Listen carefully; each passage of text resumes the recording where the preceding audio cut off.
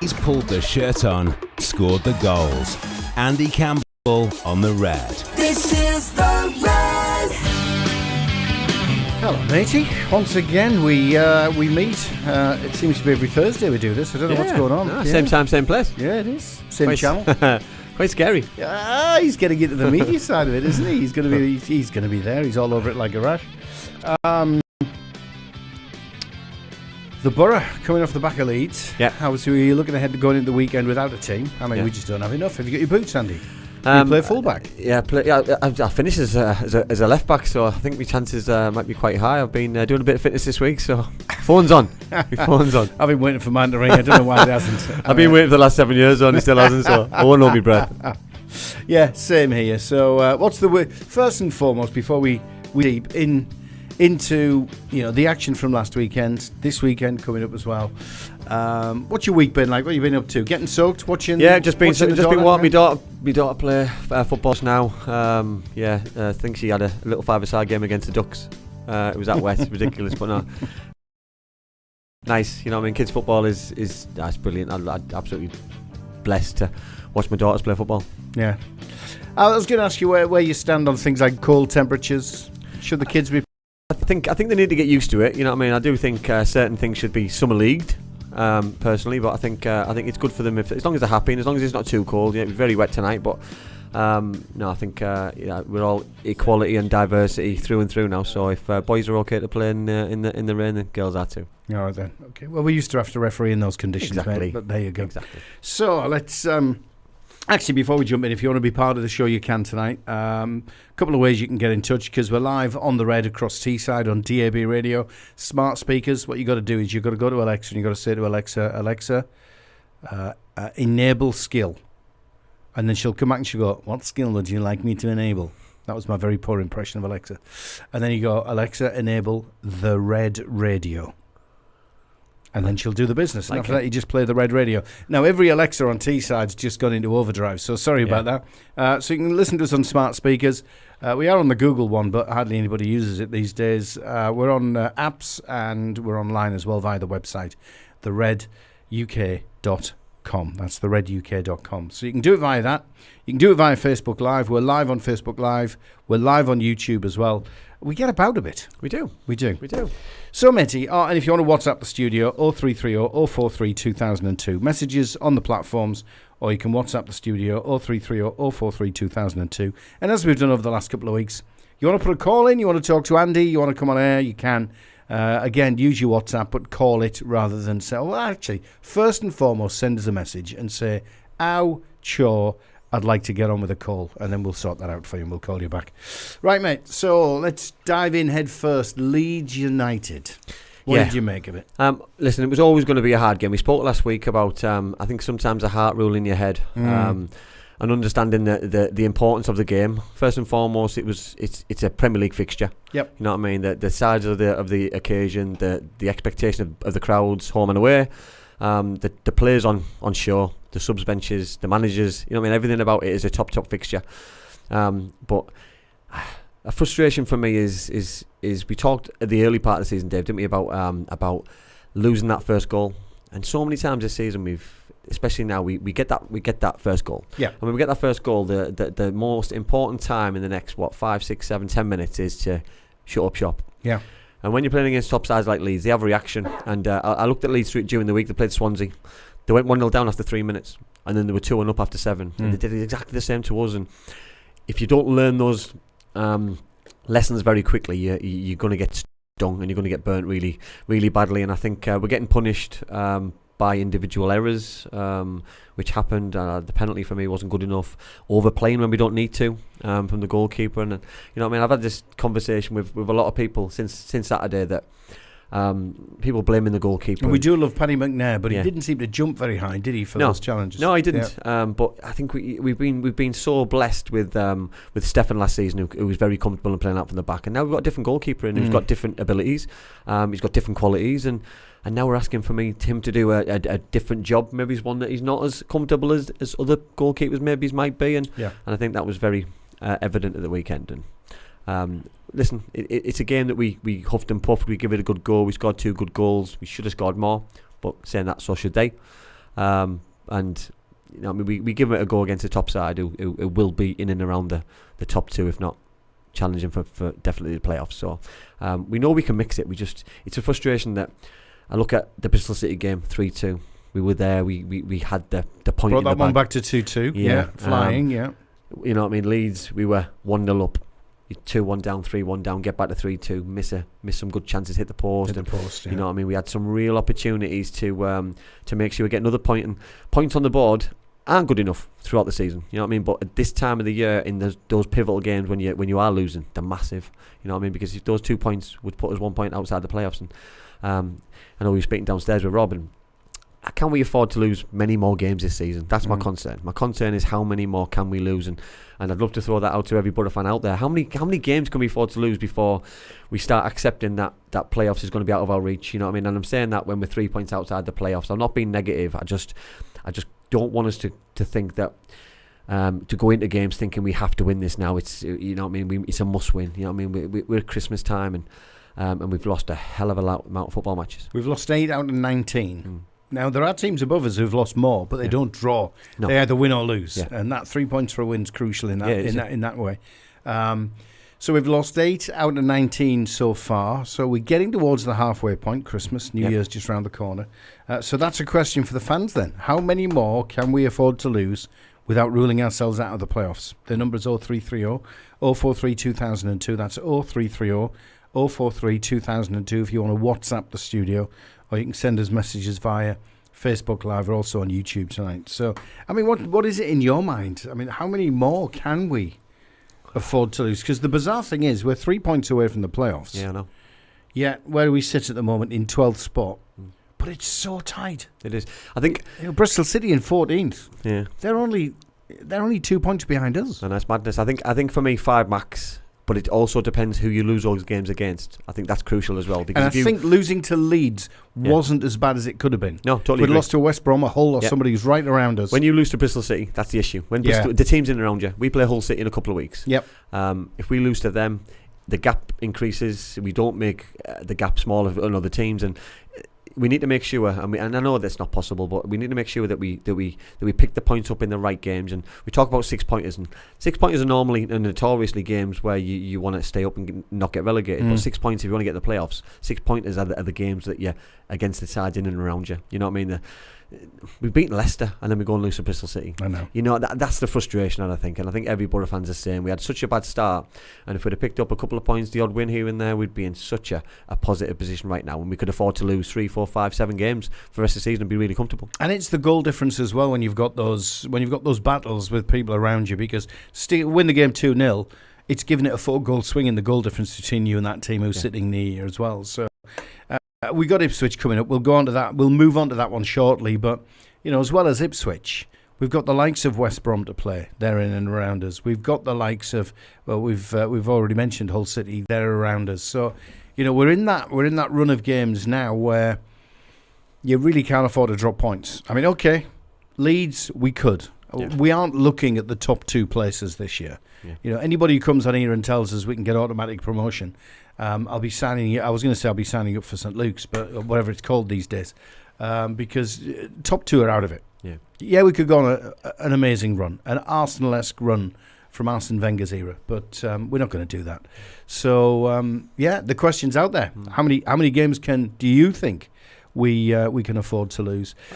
Just looking at that Leeds game, I mean, you've touched on we go 1-0 up and then almost immediately, we're 2-1 down. Yeah. What could we have done different at that point? I mean, you're just 3 minutes into the game. Yeah. You've got a goal advantage. You can't shut up shop with 87 to go. No, it's a concentration levels, you know, and I think it's that chicken and egg situation, you know, that you don't want to go gung ho and leave yourself wide open. You know, I mean, you're playing against a good side. The most we spoke on last Thursday about silencing the crowd. Yeah. It's the first 10 minutes you silence the crowd. You know what I mean? And because we started really well, I think we've scored too early. And I know that people will think, how can you score too early in a football game? You score with 3 minutes into the game, you've got 87 to hold out. Well, nowadays it's probably 95 to 100 minutes left. And it's a long, long time to hold on.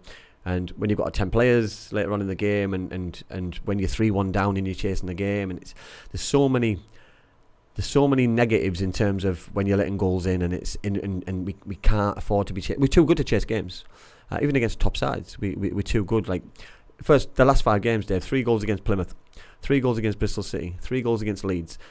Leeds I'll probably take because of a very good side. They've got Premier League players throughout. They've got good centre forwards. They've got an abundance of talent on the pitch and on the bench. Bristol City, 3 goals. Should have been avoided. Plymouth, 3 goals potentially should have been avoided. You know what I mean? How many points could we and should we have picked up in those 5 games than the points that we've already picked up? And because Leeds game should have been the same as the Leicester game. It's a free game. It's a free hit. Yep. But these games are running out from being free hits now that we need to start picking points up and earning the right to get up that table. And those good. You've highlighted the big goal scoring. But I'm just looking at the record over the last handful of games. You know, Exeter put 2 past us in the AFL Cup. Yeah, we scored 3 and we got past them, which is great. Stoke City put a couple past us at the Riverside. Yeah, Norwich scored. Norwich scored against us. People are scoring against us, but we knew that was going to be the Boro this season because that was the Boro last season. Yep, but we scored more than the other teams. But we had the firepower to pull ourselves out of it. A little bit more tricky this season. So at the point of... I mean, at what point in that game against Leeds did you think it was all over? Was it at 3-1 or?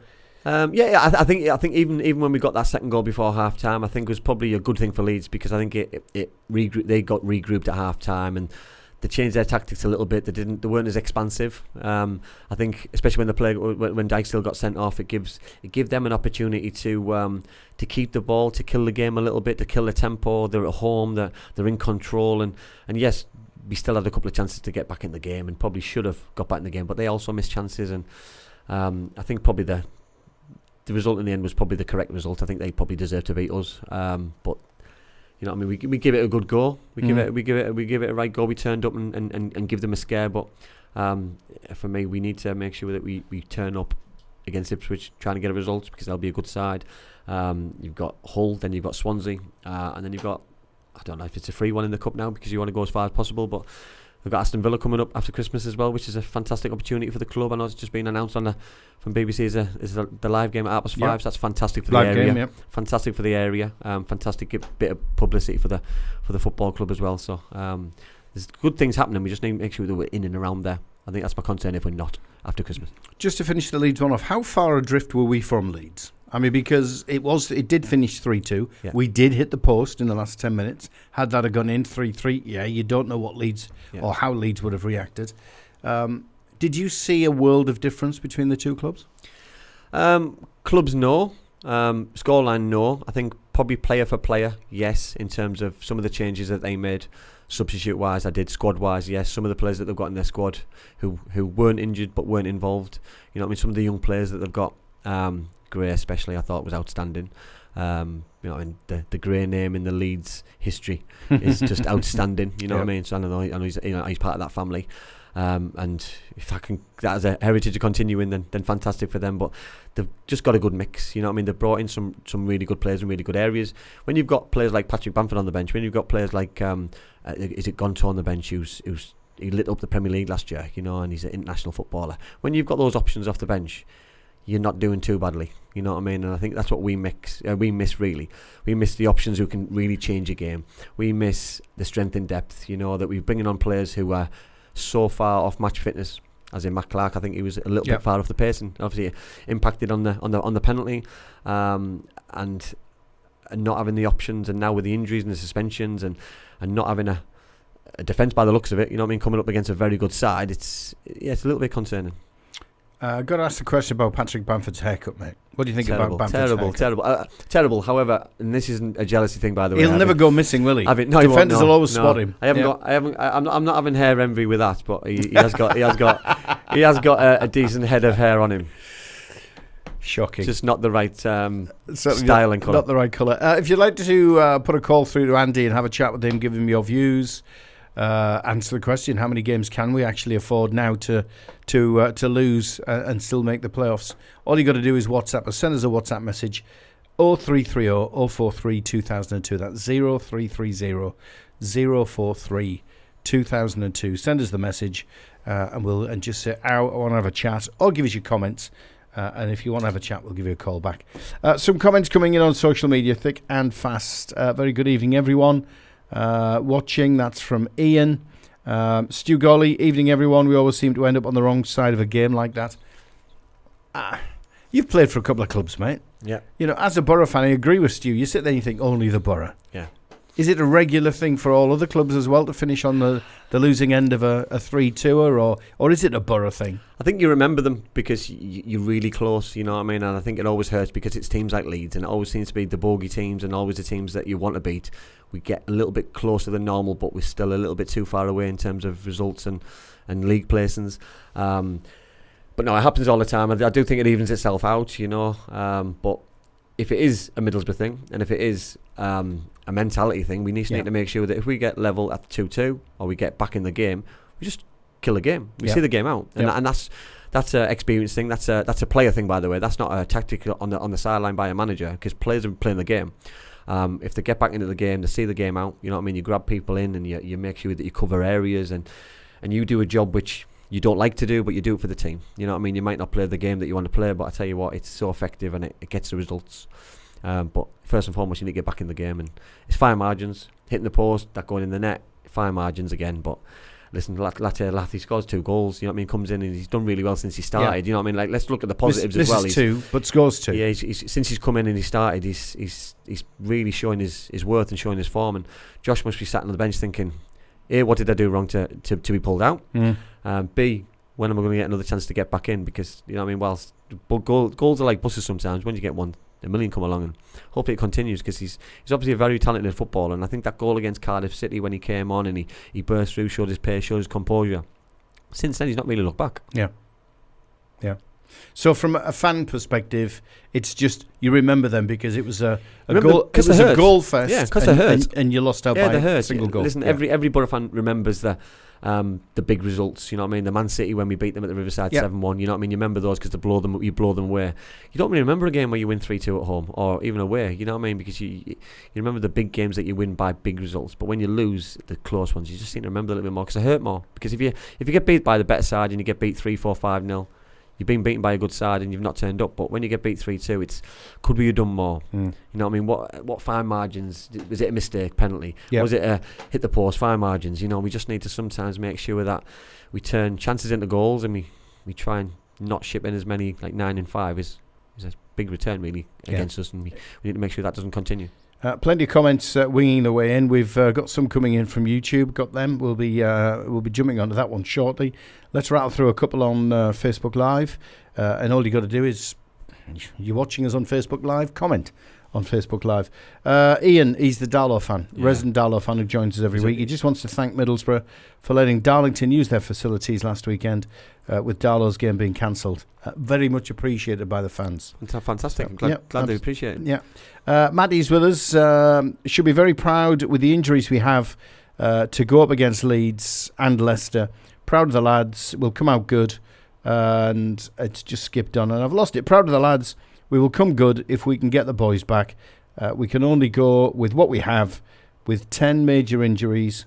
And I do mean major. Playoffs will depend on whether we get them back. And maybe a big January transfer window. What about the injuries?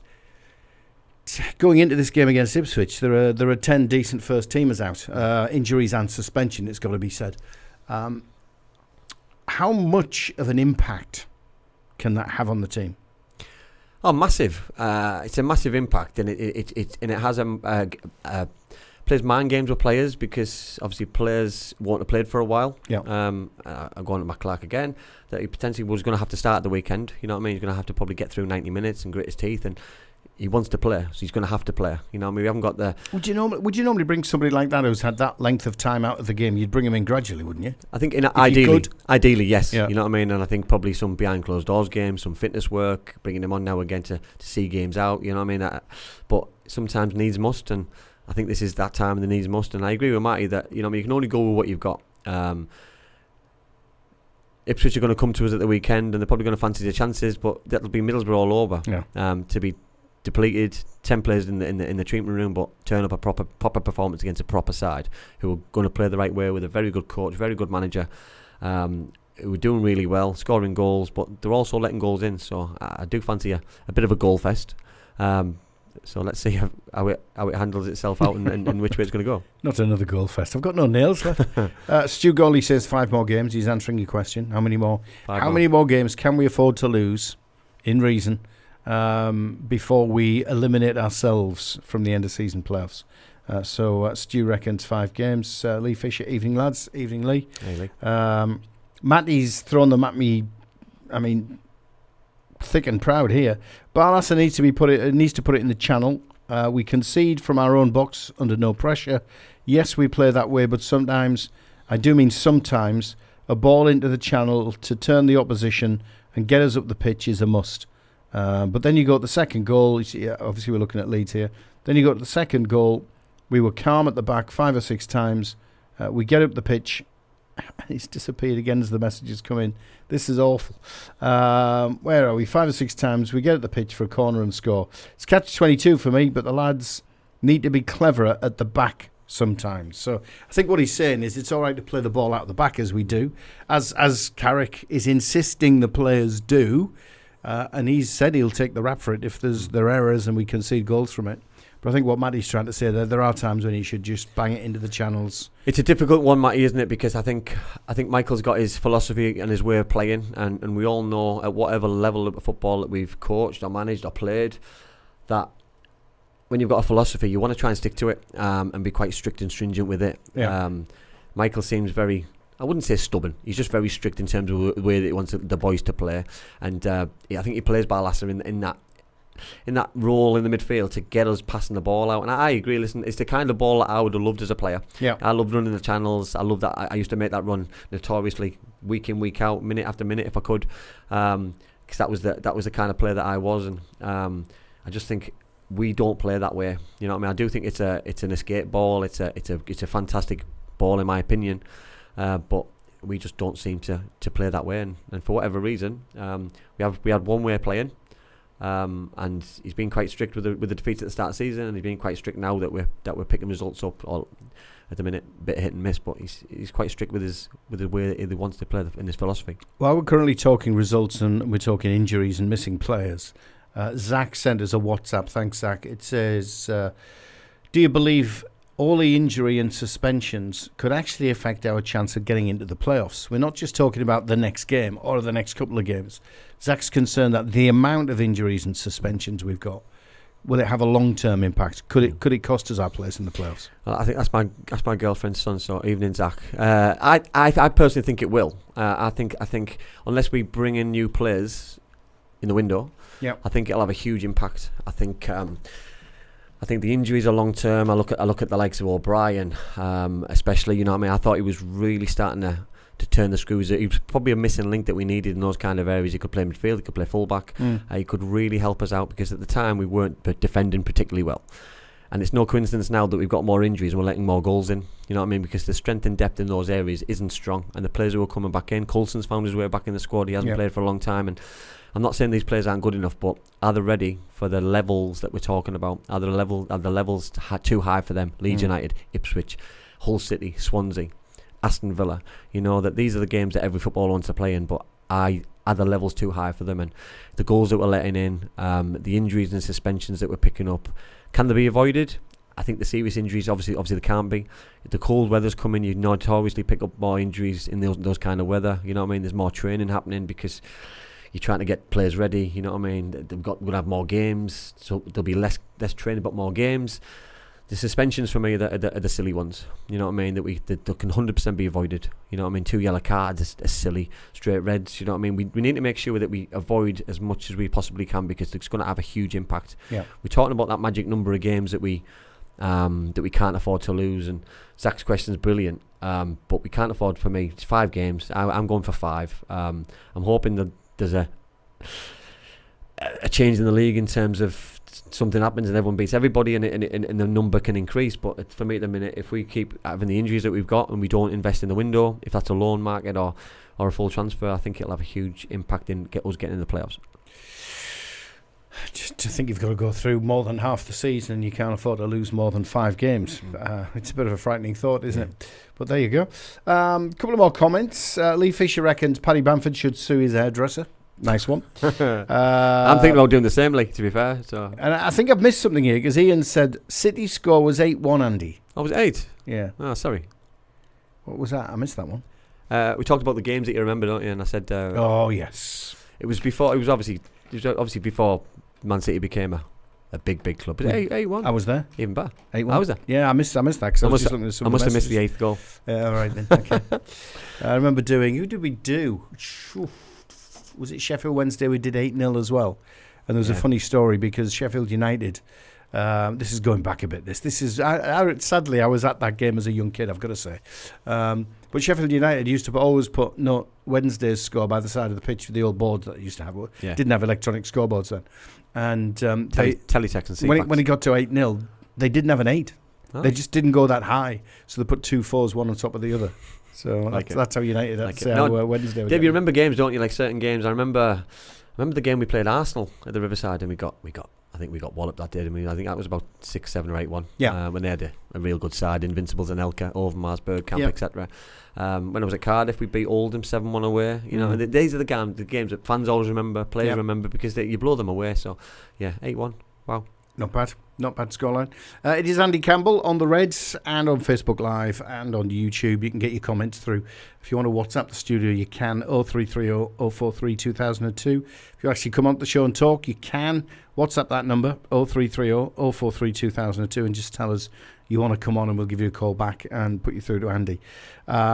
Stu Campbell on YouTube. Yes, my dad. Do you think that Mr. Gibson has taken us as far as he can?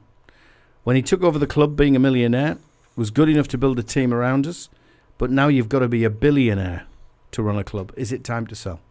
He's trying to get me in trouble. He is, isn't he? Isn't he?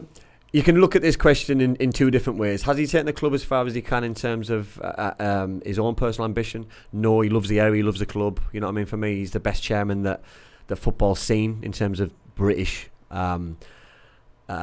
investors, chairman, owners. Who's going to come and buy the club? Who's going to come and spend the money that we're talking about?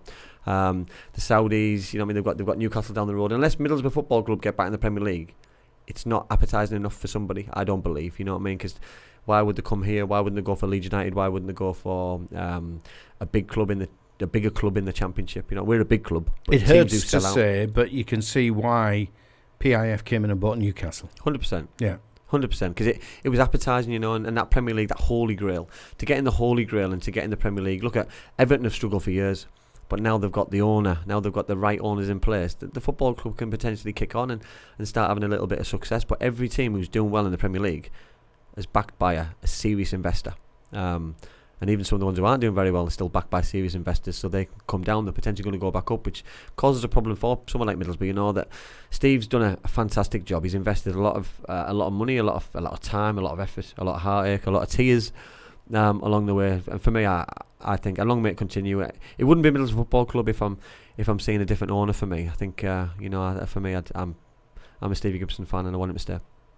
And he's just converted 107 million quid's worth of debt to equity, just to tidy the books up. Yeah, which is key, which is so important, isn't it? You know, and I think this football club. Because let's make no mistake about it, the club loses money every year. Oh, every month, every year. So you know, what I mean, if it wasn't for someone like him, you know, would we be where we are now? You know, I mean, that's another picture. You know what I mean? That would we be in the Championship? Would we be fighting for playoffs season after season?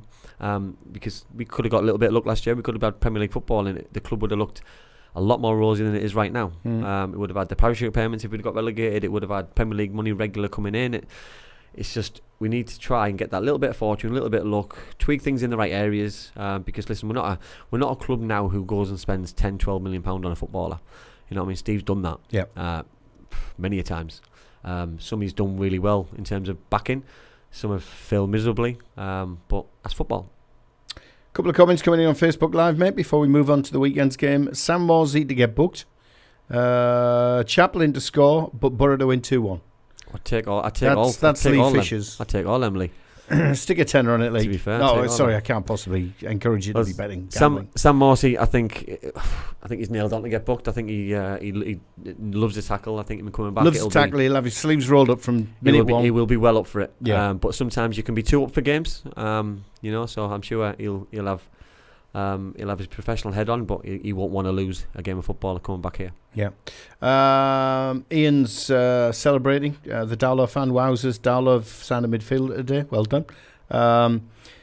Leon, how many games can we lose? I think you can afford to lose more, but it all depends on winning more than drawing. So I think, someone getting in the playoffs could lose about 9 games before it starts taking an impact. I think the more we talk about it, I think we can afford to lose more games as long as we lose the right games. Yeah. You lose the games against the bottom 3.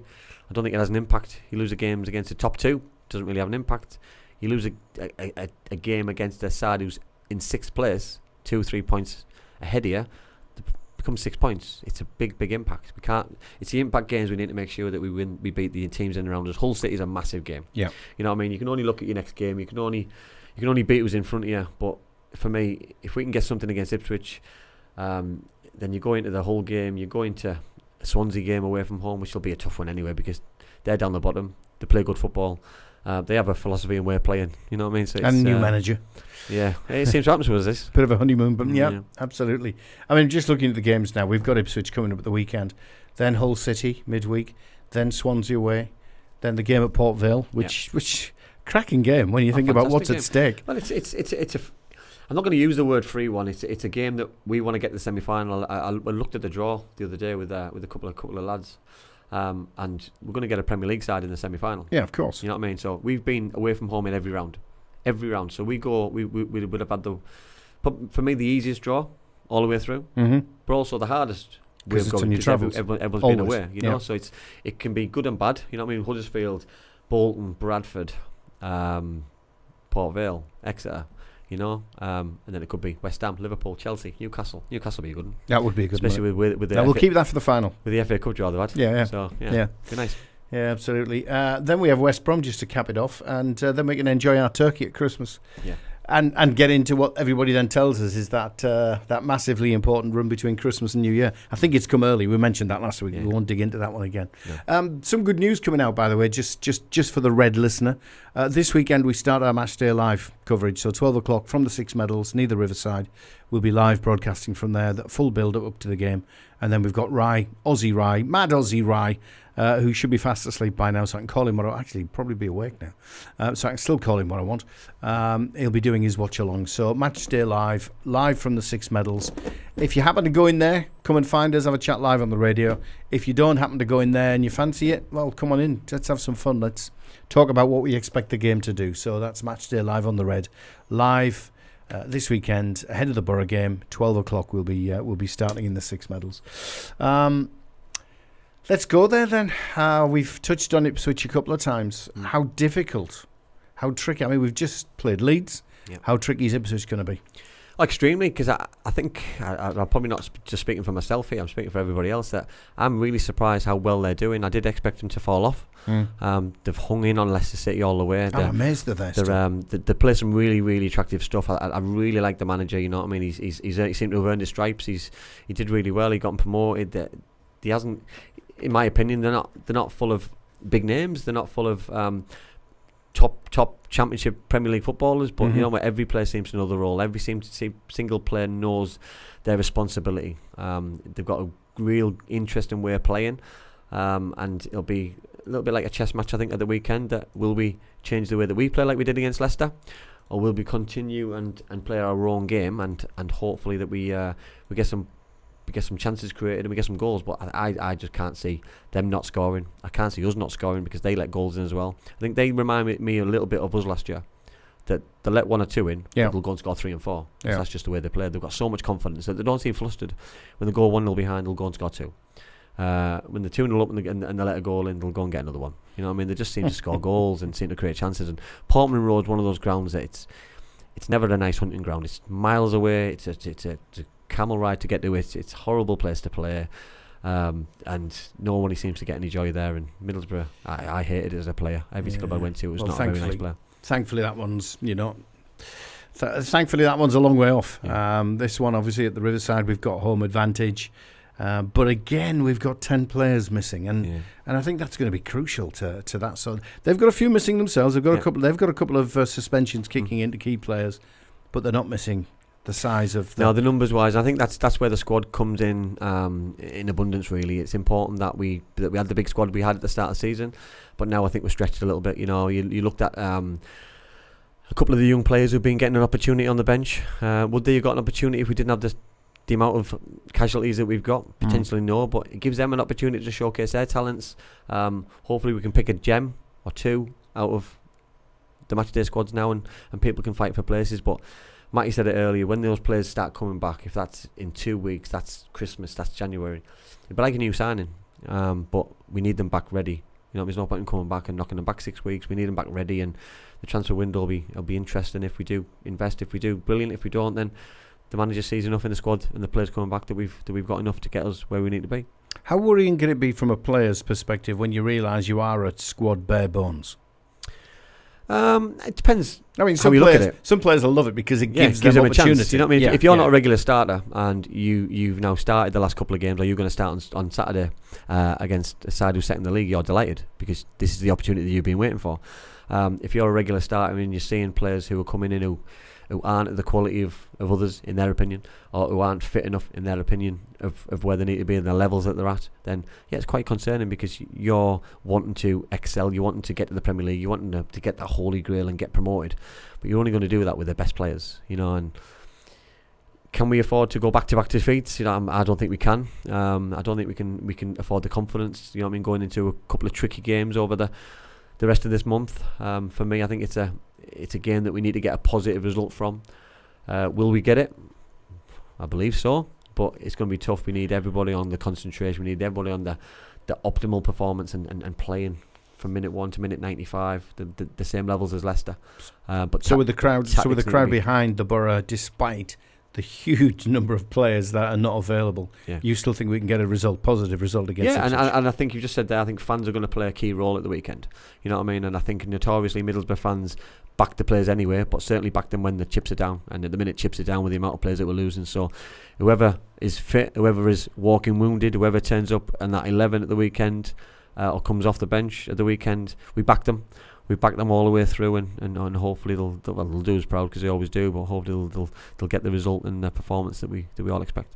We'll come back onto the Ipswich game very shortly, but quick message from Ian. Dave, did you go to the Darlington Middlesbrough game at Feetham's in 1985, the Madness game, on and off the pitch? Yes, I did. What a ground that was, though. Feetham's? Yeah. The tin shed, no? Yeah, I like Feetham's. I remember it was Darlington Hartlepool in the playoff semi-final. It was unbelievable. I wanted to go to both, but I went to that one, and it was just, the atmosphere just blew me away.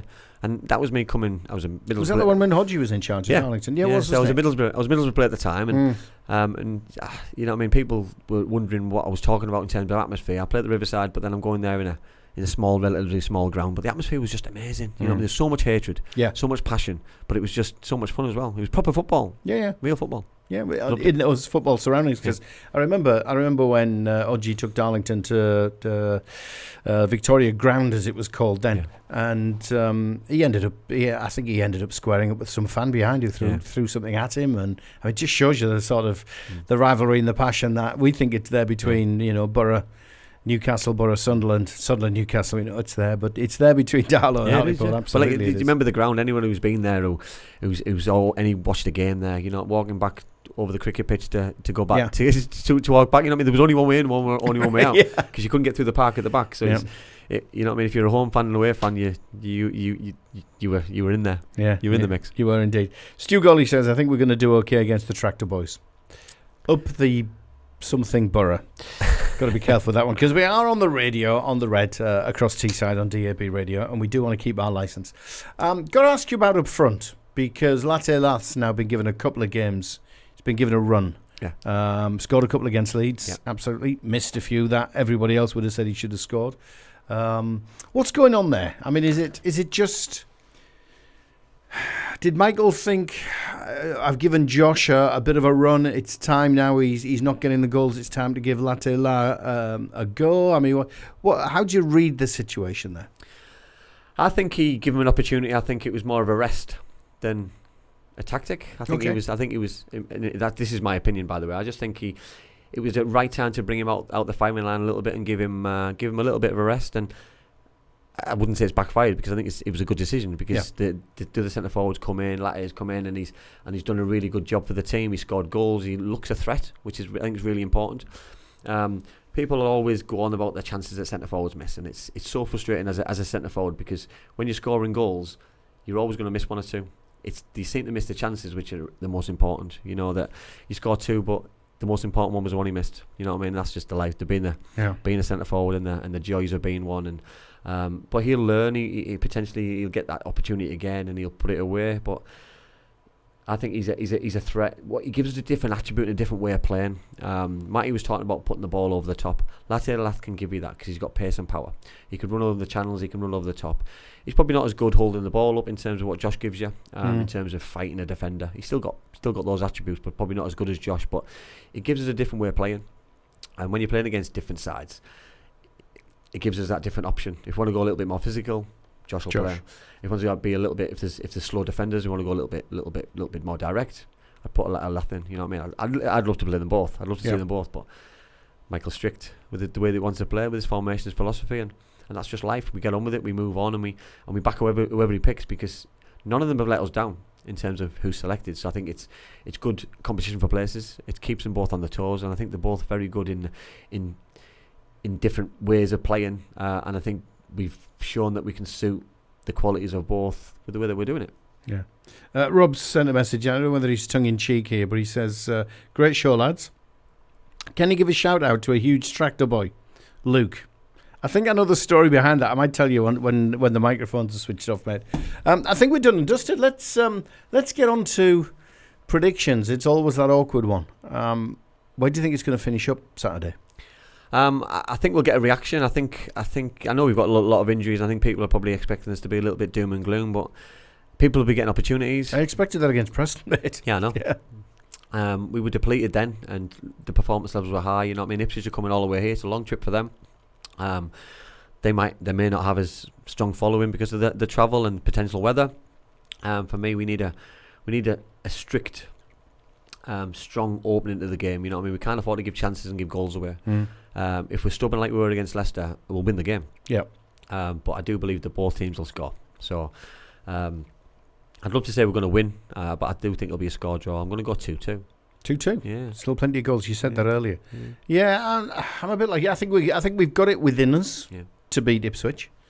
But they are flying, and they're coming here full of confidence. And I think we have to give respect, don't we, to teams, because listen, we've been there where we've had goals, we've had assists, we've got these good players in our squad, and teams give us that respect last year. Yeah. Now we've got to pay the same respect to other teams, but still be on the same levels and still be on the same pitch as them, and just see what we can get out of it. Yeah, and last week I squirmed. You know, I was giving it head because my head was telling us Leeds were going to beat us. My heart was saying, well, I'll hang out for a draw. I think this time round I'm quite comfortable going for a 1-1 draw. Yeah. Can't see us winning. We're capable of it. Yeah. I really, for some reason, don't see us losing. So no, I'm pumping for a 1-1. I think I'm on the same. I'm on the same page, and I think it's really important. And we talk about how many defeats we can have. You know, I mean, these points, you churn these points up on the board, they turn into big results. You know, because if we can get a point against Ipswich and you win your next game. You know what I mean? It's a real opportunity then to fly up the league. 4 points out of 2 games is a good return. You know what I mean? Especially for a side who's aiming for the playoffs. It is. And we can do it. I mean, we've got the players, Dave. Even the injuries, we still got a good enough 11. You know what I mean? We might look thin on the bench. We are really thin on the bench. Yeah. Really, really thin in terms of squad. But the 11 what will be out at the weekend will be severely strong. Yeah. Well, let's keep our fingers crossed, mate. Thank you very much. My pleasure. I'll catch you next Thursday. We'll have a look back at the 3-0 Boro win against Ipswich, which bursts the Tractor Boys' bubble and they start slipping down the table. And the clean sheet with no defenders. And keep your boots polished. You might just get that call. Phone's on. Indeed. Thanks, matey. Appreciate it. Forget